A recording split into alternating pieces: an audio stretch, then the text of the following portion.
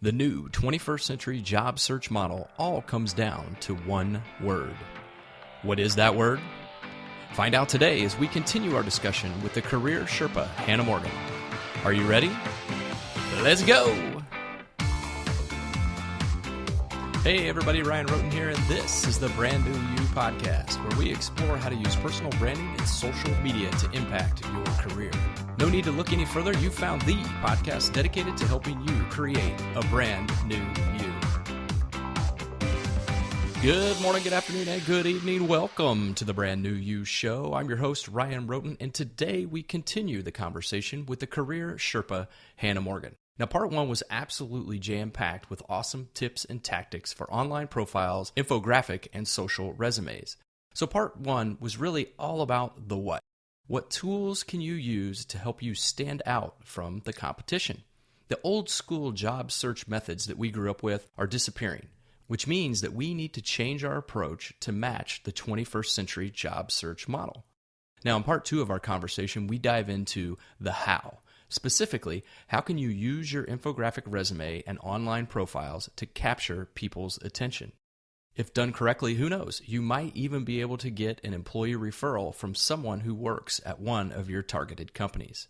This show is loaded with actionable tips and tactics you can take today. Are you ready? Then let's get started. A while ago, you wrote a post called Mentor, Sage Advisor, and Guru. And in this post, you happened to share a particular story about going to a mailbox. Would you mind sharing that story? Oh, right, my dad's story. My dad was a recruiter. He did a placement for senior level executives and high level officials on Wall Street. And so he was going on vacation. And I was taking care of the house while he and my mom were gone. He said, I need you to just get the mail out of my mailbox while I'm gone. I said, okay, fine, happy to do that. So I went down to the P.O. box after a couple of weeks and it was full. So I brought the stuff home. I went down the next week. The mailbox was full again. So I called my dad. I'm like, what do you want me to do? I've got all these resumes on nice paper. What do you want me to do with them? He's like, throw them in the fire. I don't need them. It's like, anybody that I need to know, I already know. Wow. And the reason I wanted you to tell that story is because I think it is so applicable to today and, how we connect with people in the job search process. Because having a visual resume, having an online brand, I think it helps us get to know people. Yeah, and it goes back to Gary too, and everybody else who's trying to say that this social media thing isn't a mechanism for marketing. It's about building relationships.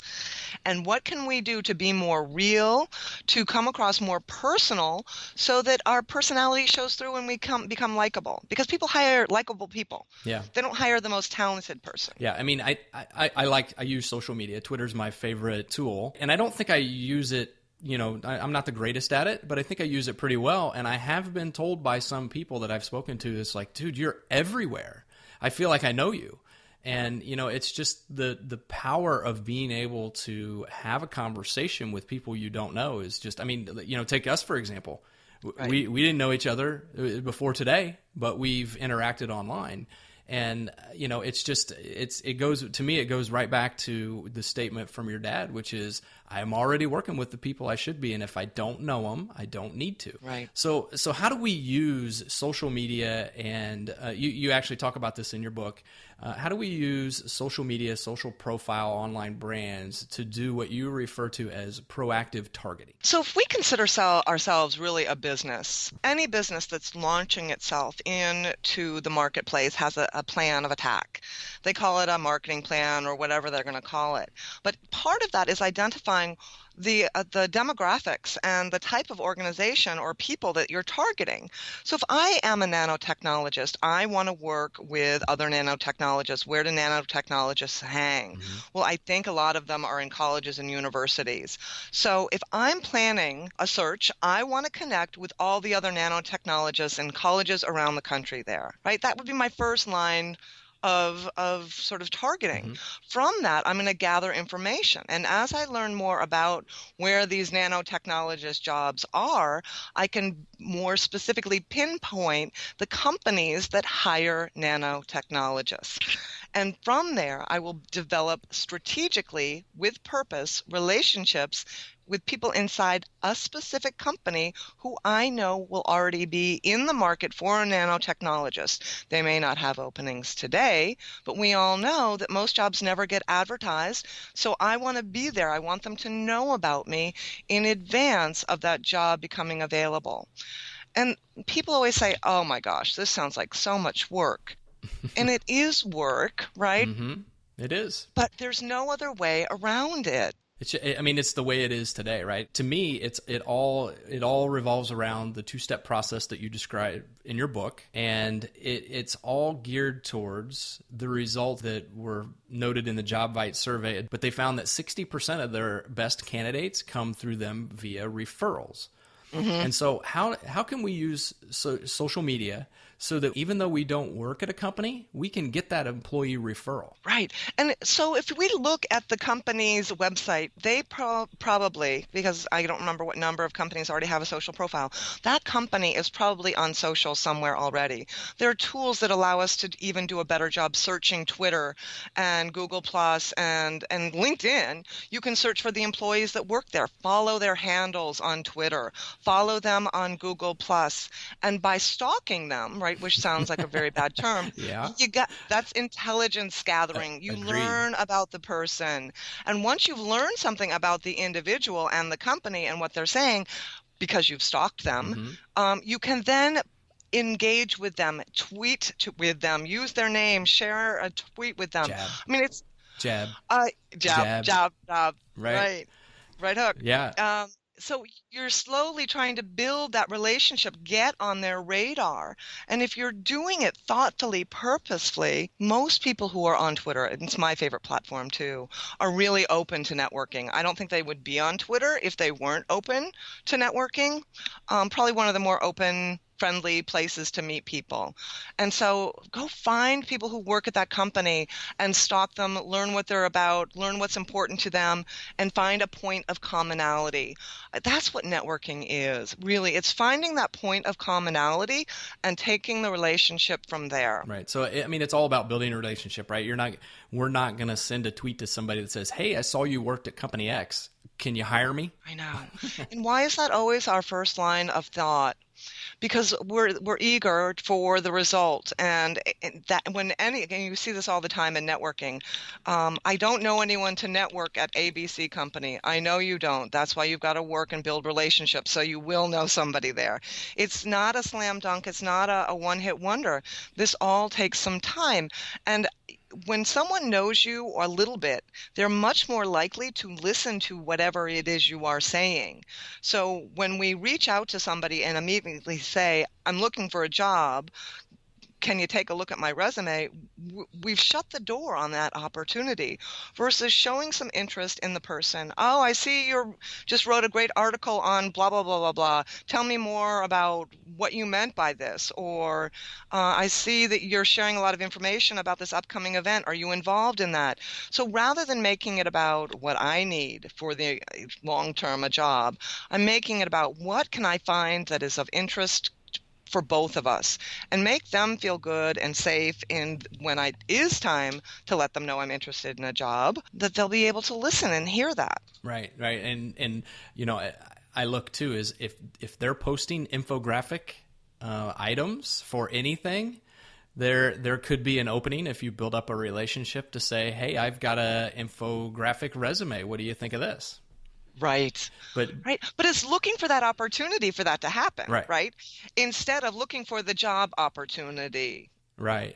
Yeah, I have I talked about her on my last show too, but I have a friend of mine. She's doing this now with some companies that are not currently hiring, but she's working to build that relationship because it is a desirable company for her to go work for. Right.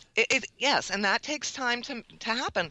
There was a great post on LinkedIn of a woman who wanted to work for LinkedIn. She was coming from a radically different field. I think it was medical or something like that.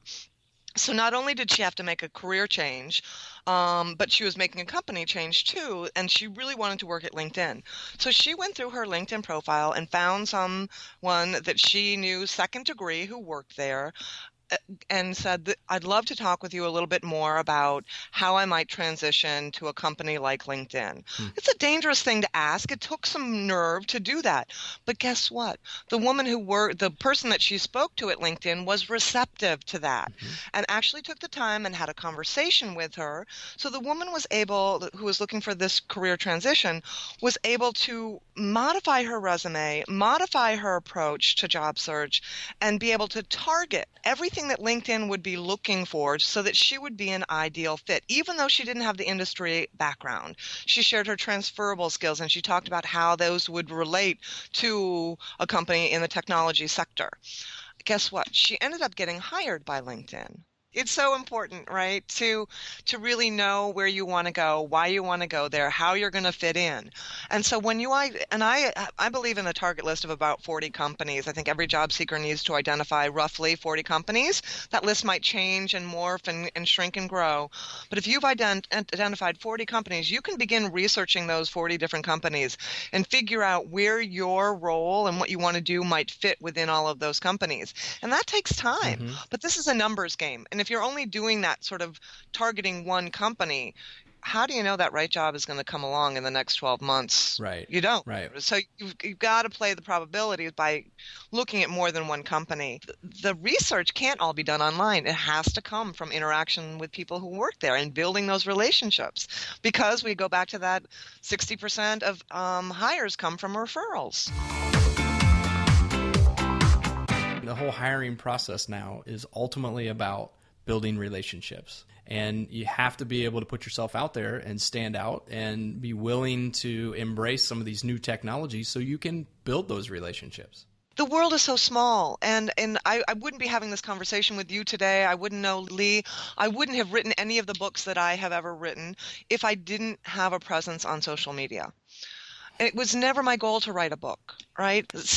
These things just sort of happened. If it had been my goal, it would have been even better, right? But it couldn't have happened had I not been using social media. There you go. So when you cut off options, you do yourself a detriment. The people that I know through Twitter are amazing, generous, wonderful people, and are always so helpful. I can find that resource there. And so when I hear people who are shutting themselves off from taking advantage of some of these social platforms, I really feel sorry for them, because one of the things I just wrote a post about happiness in the workplace. And you know what's more important than money and your manager to most people in a workplace? Having good relationships with their coworkers. Well, it's important because you deal with them every day. Right, exactly. And so having a good relationship with a coworker means that you know how to communicate. It means that you know how to develop relationships and value a work relationship. And so when we have that, we've got greater satisfaction. There are going to be times when we don't have the greatest relationships at work, and we need to know where else we can go to get those professional relationships. Yep. Right. And sometimes that's social media. And I don't want to ever discount the value of professional associations and organizations, because it's a great opportunity to connect with like-minded people. Yep. Yep. And I read your great post about going to the FinCon. Oh, yeah. And how that was really such a great experience for you. And again, it was about meeting those people and finding like-minded thinkers. Even though it wasn't really finance blogging, it was writing for a blog, and it just really was eye-opening for you and just a great motivator, right? Yeah, oh yeah, absolutely. And what's interesting about some of the conferences is people read the title of the conference and they go, that's not for me. And what they really need to look at is what are people going to talk about at the conferences? Because there's always an underlying, that particular one was for financial bloggers, which I'm not. So you would think I would never go. But it was also about how to use social media to make connections, how to build websites better, how to do content marketing better. So there was this whole underlying lessons, if you will, that appealed to me, and it didn't matter that it was for financial bloggers. I went, and I've found some really great friends that have come out of that conference. In fact, I have a mastermind group that I meet with once a week with 3 of them still, and that's a little over a year later. Yeah, and so it's about relationships. We don't need to be exactly playing playing in the same sandbox to benefit from knowing one another. So part of this too is as focused as you need to be. You need to find people who work inside these target companies.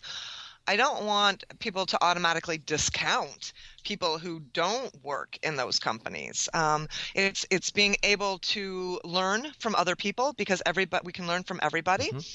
And the perspectives of somebody not in your field could be very beneficial to you in the long run, especially if they don't speak their language. Yeah, right? Absolutely. I mean, the diversity of information you get from people from different perspectives is priceless, really. Yeah. Yeah, and I think that's a great career move as well. Let's not hang with the same people all the time. We need to have diversity in our professional life and in our personal life. Yes. Who was it? Somebody said you are the equivalent of the 5 people you hang out with and the last 5 books you read, or something like that. Yeah. You keep doing this. You keep doing the same things. You're going to keep getting the same results, right? We're getting close to our time here, so we'll start to wrap this up. What services do you provide? One of the things that I do is I consult with people, almost everybody that reaches out. I want to have a conversation and better understand what their goals and objectives are, so that sort of no obligation consult comes up front. So that's something that people can access to email me through my website, which is careersherpa.net. But one of the things that I am working on with some graphic designers right now is helping facilitate customized infographic resume. There are tools out there that will do it for free, but oftentimes that's not enough. And I don't want the graphic design element to be something that's a stumbling block for people. So I'm partnering with some different graphic designers that can help me help the job seeker create those infographics, because it's not just the pretty pictures on a paper. The content that's being displayed has to be right for that person's goals. Mm-hmm. And I'm not sure that every graphic designer realizes that. So I think it's important to have somebody who understands the career perspective as part of this process of designing a powerful infographic resume. So that's something that I'm offering. I'm also delivering, and they haven't been released yet, but some webinars on using social media to build relationships and to do some outreach and find target companies and things like that. Twitter is my favorite, and I think Twitter is greatly misunderstood. So Miriam Salpeter and I are working on some webinars to help people on better understanding that. Okay, awesome. So you mentioned it already, but let's get more specific. If people wanted to find out about your webinars or to reach out to you, you already mentioned they can email you at careersherpa.net. But what's your Twitter handle, or the best way for them to get in touch with you? The best way, because I'm so active on Twitter, and it's a quick, easy message for all of us, is to find me on Twitter, and my handle is @CareerSherpa, all one word. That's the best. But my website also will have my contact information and links to all of my handles. So my primary place of residence, my preferred place is Twitter. So find me there. Okay. All right. And it's careersherpa.net, by the way. Right. So we'll wrap up with this. Any final tips, actions, words of wisdom, anything like that you'd like to pass along to the listeners? I think we've talked about so much about making sure that you've got this online brand and that you're in control of it. I think that all of the different tools and resources that are available out there today are supplements, and they give everybody the opportunity to create this online presence of excellence. And that's up to us. We can do this. Awesome. Great. Okay. Well, Hanna, thank you very much for taking time out of your day to speak with me today. I greatly appreciate it. Ryan, it was great learning about you, and thanks so much. No problem. Maybe we can do this again sometime. Love it. Now, hopefully you can agree that part 2 of my interview with Hanna can be summed up with one word: relationships. And for me, it all comes back to Hanna's father's words: anybody I need to know, I already know. And that's what's great about social media. It doesn't matter whether you're an introvert or an extrovert. Social media levels the playing field for us all and allows you to connect with people you don't know in a meaningful way.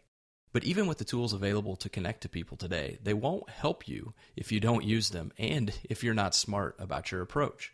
If you want to connect, you need a plan.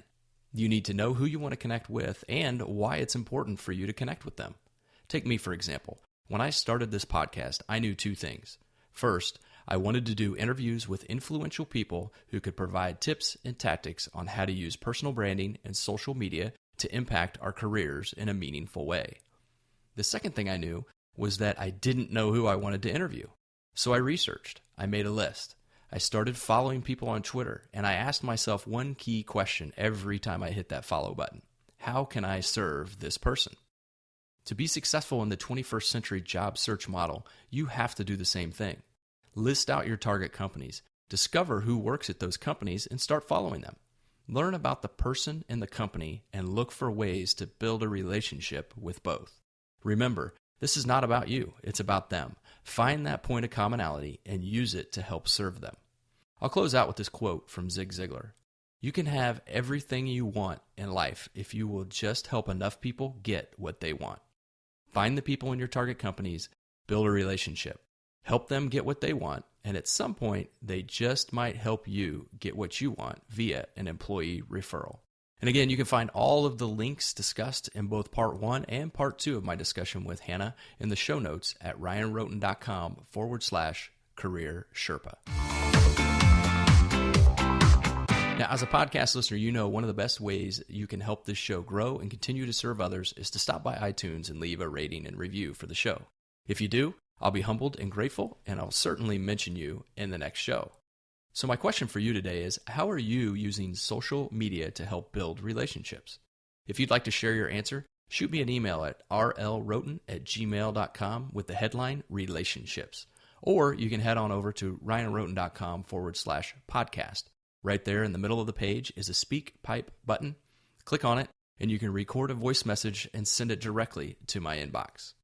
So remember, BNY Nation, just because you've done one thing for the first part of your career doesn't mean you have to do the same for the next. But you need to build your connections and nurture those relationships. But before you can even get there, you have to choose to become a brand new you.